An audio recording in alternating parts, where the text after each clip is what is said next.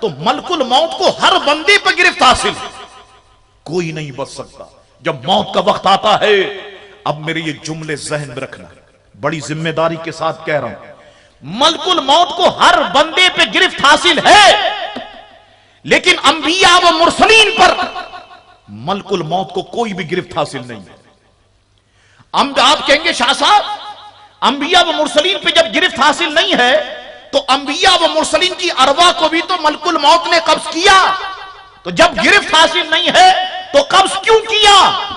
یاد رکھو، انبیاء و مرسلین نے صرف رب سے ملاقات کو پسند کرتے ہوئے اپنی جان ملکل موت کے حوالے کی، ورنہ ملکل موت کو انبیاء و مرسلین پہ کوئی گرفت حاصل نہیں ہے۔ یہ بات میں ایسی ہوا میں نہیں کر رہا، آؤ تمہیں دو باتیں سناتا ہوں۔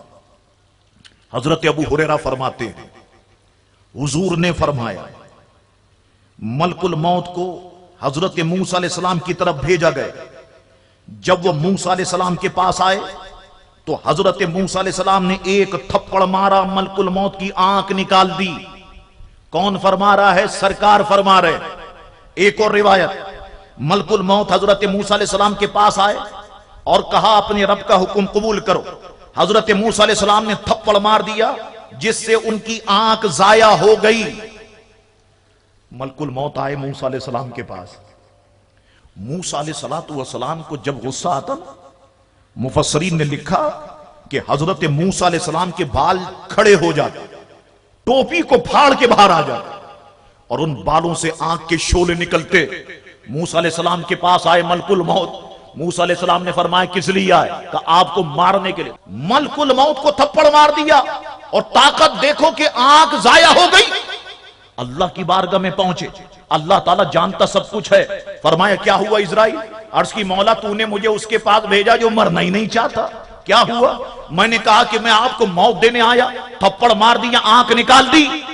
اللہ تعالیٰ نے آنکھ کو درست فرما دیا، فرمایا جاؤ، جا کر کے میرے کلیم سے کہو آپ کے سامنے جو بیل کھڑا ہے آپ اس بیل کی پشت پہ ہاتھ رکھے، جتنے بال آپ کی مٹھی میں آئیں گے اتنے سالوں کی عمر ہم آپ کو عطا فرما دیں گے۔ اللہ اکبر۔ ملکل موت آئے، حضرت موسیٰ علیہ السلام کی بارگاہ میں جب یہ بات پیش کی، حضرت موسیٰ علیہ السلام نے فرمایا یہ بتاؤ جتنے بال مٹھی میں آئیں گے اتنے برس میں نے زندگی گزار لیے، پھر کیا ہوگا؟ کہ حضرت پھر موت آئے گی، پھر مرنا ہے؟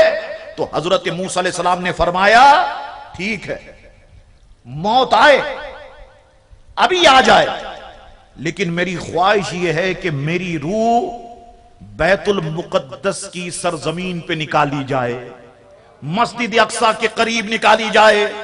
سرکار مکہ شریف یا مدینہ شریف میں غلام بیٹھے ہوئے ہیں، نگاہ مصطفیٰ کا اعجاز دیکھو اور بآواز بلند سبحان اللہ کہہ دینا۔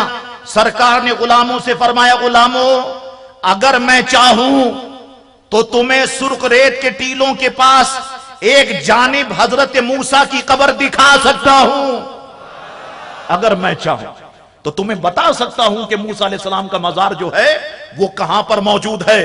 اللہ اکبر۔ تو ملکل موت کو ہر بندے پہ گرفت حاصل ہے، لیکن انبیاء و مرسلین پہ کوئی گرفت حاصل نہیں ہے۔